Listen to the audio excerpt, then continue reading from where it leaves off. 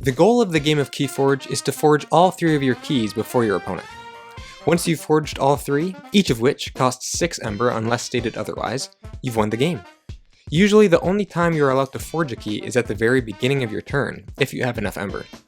However, there is a certain type of card within KeyForge that allows you to cheat this rule, that allows you to forge a key outside of the forge a key step of your turn, and that type of card is the key cheat.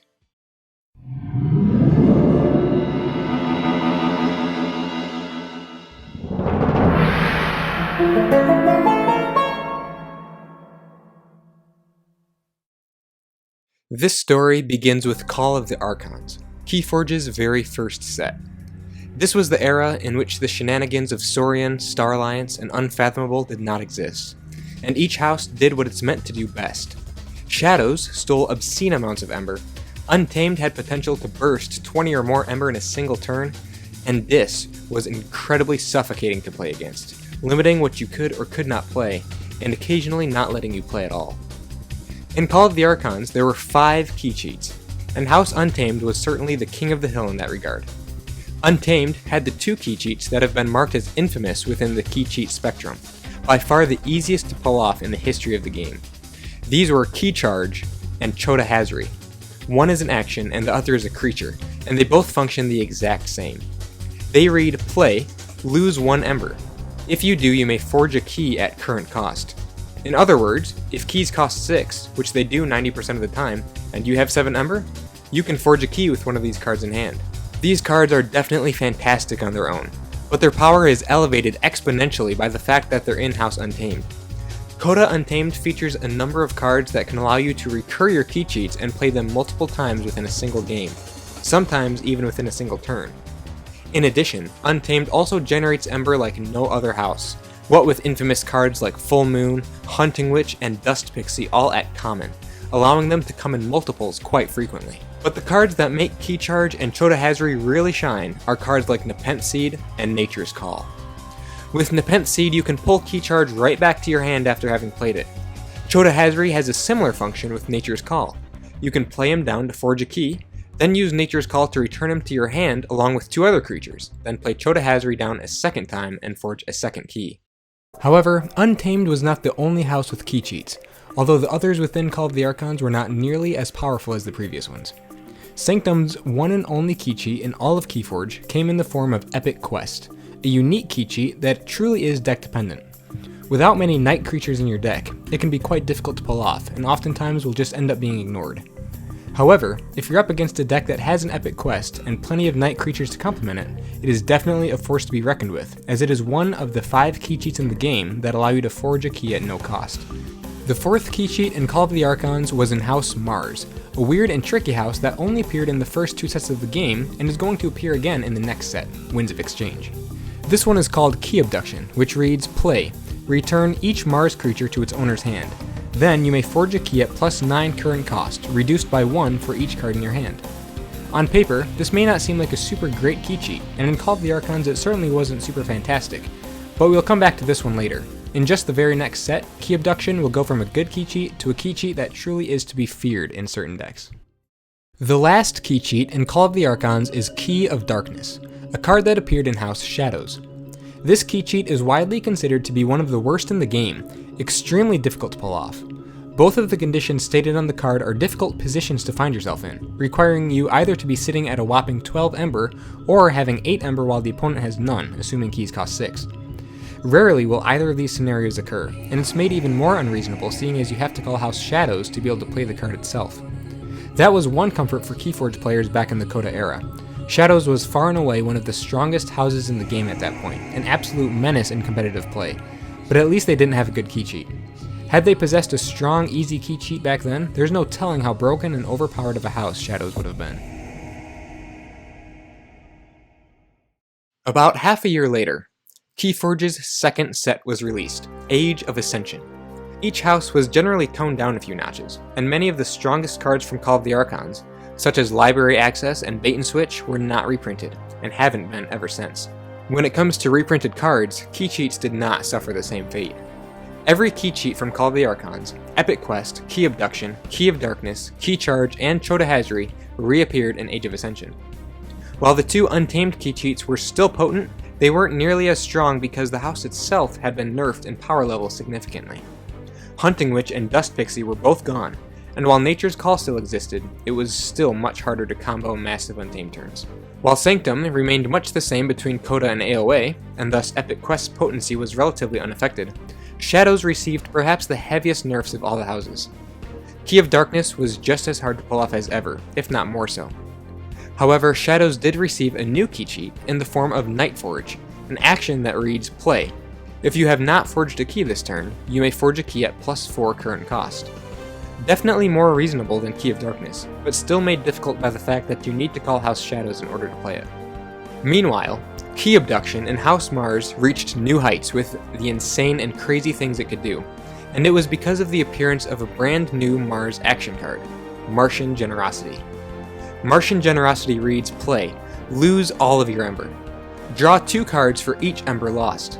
And if you remember what Key Abduction lets you do, that is, forge a key at +9 current cost, -1 for each card in your hand, then you can already begin seeing what these 2 cards can do when they come together in a deck.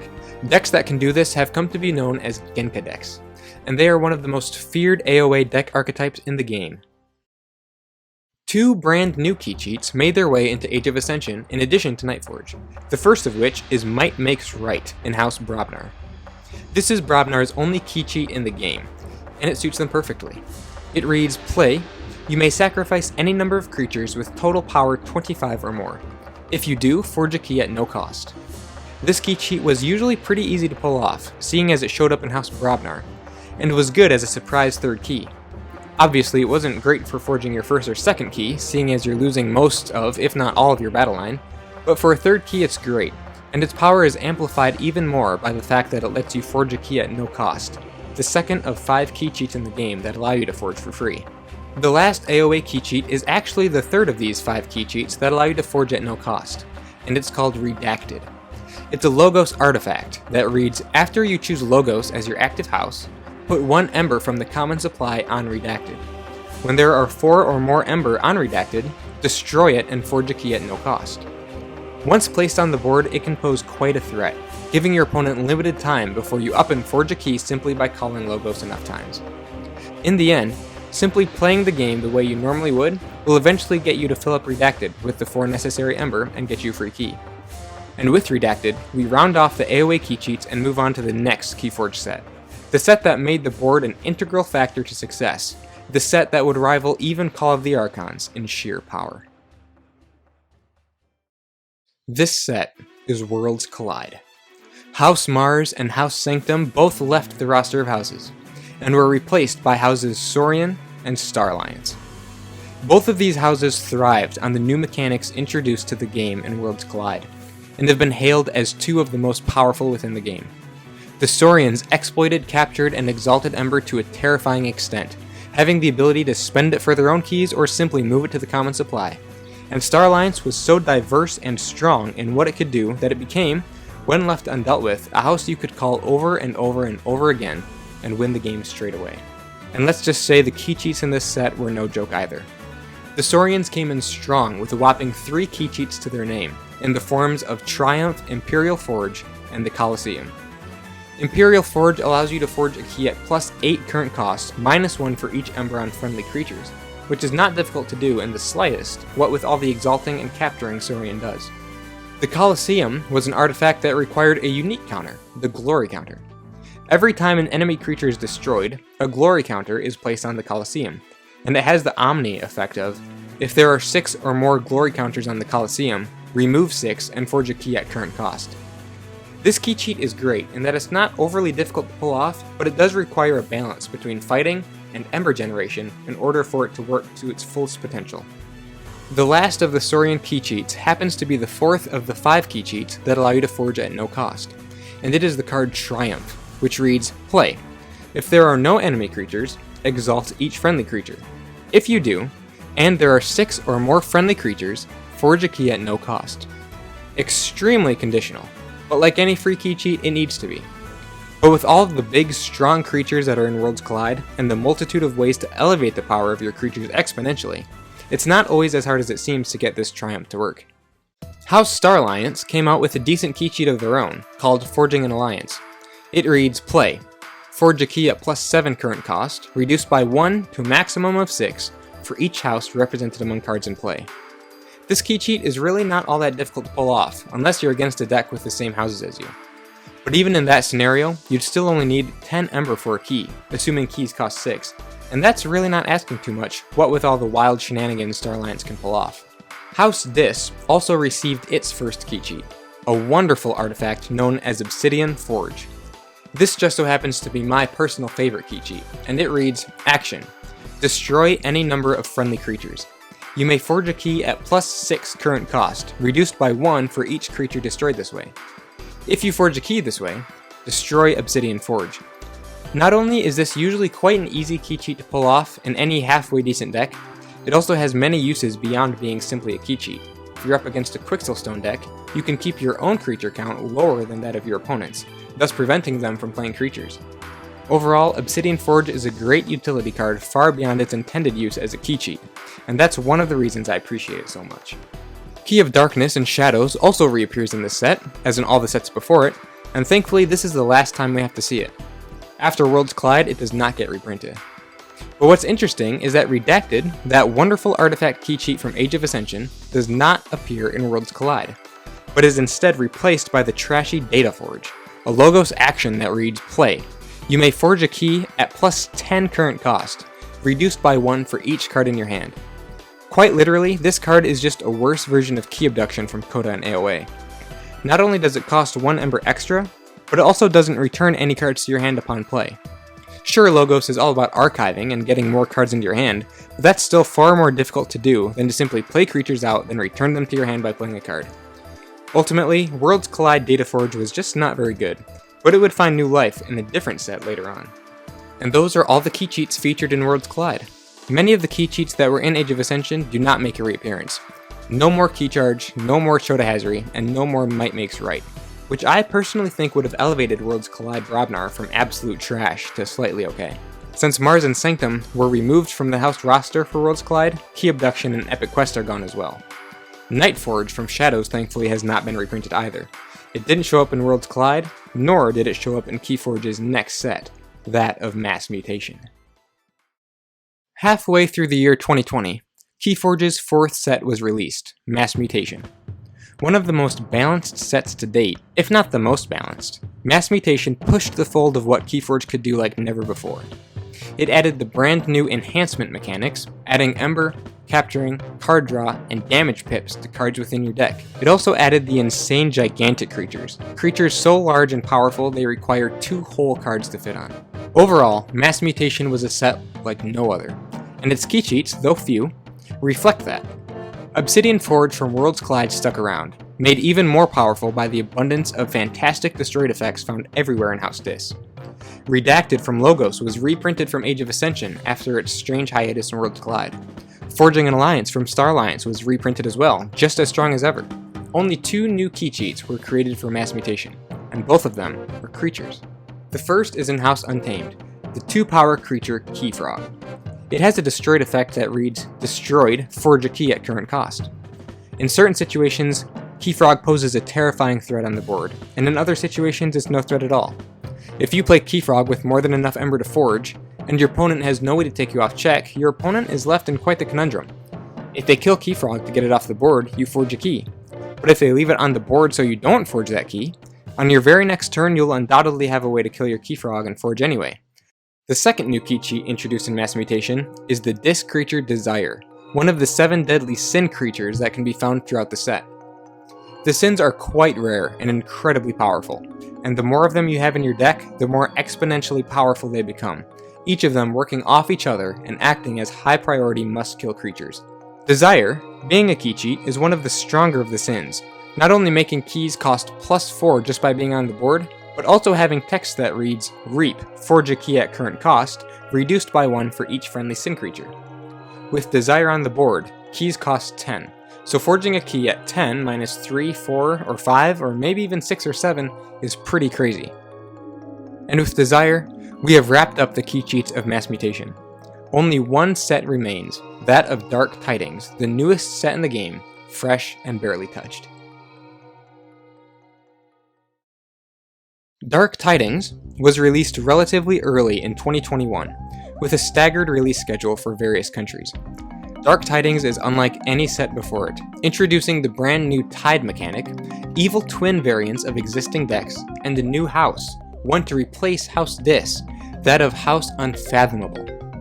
And as is to be expected of a new house, Unfathomable is strong, consisting of devastating disruption cards, numerous ways to exhaust and destroy creatures, and a few truly frightening artifacts, and a key cheat that is among the most unique in the game. Unfathomable has one single key cheat, the final key cheat that allows you to forge free of cost, and it's an action that reads, play. Name 2 cards. Discard the bottom 2 cards of your opponent's deck.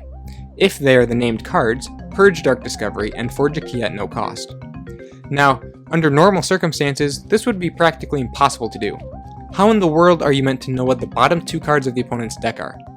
However, Dark Discovery always comes with 2 other cards that allow you to manipulate the bottom of your opponent's deck, and they are Dive Deep and Drawn Down. Dive Deep reads, play. Discard the top card of your opponent's deck. Put a creature that shares a house with that card on the bottom of its owner's deck. Drawn Down reads, play. Look at the top 3 cards of your opponent's deck. Discard 1, put 1 on the bottom of their deck, and put 1 on top of their deck. With these 2 cards to supplement Dark Discovery, this key cheat really should not be all that hard to pull off. Not only do they provide brutal manipulation of your opponent's deck, it also allows you to literally choose which 2 cards to place at the bottom of your opponent's deck before playing Dark Discovery for a free key. There is only one other brand new key cheat in Dark Tidings, and it arrived in House Logos in the form of Honor's Keysis.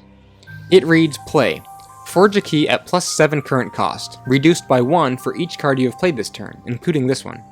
If you do, purge Honor's Keysis. This is not a difficult key cheat to pull off, and with plenty of other good common Logos cards to supplement it, it can be downright easy. There are plenty of options to draw more cards, play cards from other houses, and even get Ember for playing cards, all in House Logos. There are so many tools in Logos to make Honor's Keysis an incredibly potent and dangerous key cheat, and combine all that with a library card, let's just say things can get pretty silly. There are a number of key cheats reprinted from earlier sets that reappear in Dark Tidings. Data Forge from Worlds Collide is reprinted in Logos, Epic Quest is back in Sanctum, Imperial Forge and the Colosseum are both back in Saurian, Forging an Alliance is still in Star Alliance, and Keyfrog has stuck around from Mass Mutation. Dark Tidings is a powerful set to begin with, and these key cheats truly enhance their houses like never before. And so that is the history up to date of key cheats in the game of KeyForge. From the original Key Charge and Call of the Archons to the brutal Dark Discovery and Dark Tidings, key cheats have always been a fun and powerful part of KeyForge.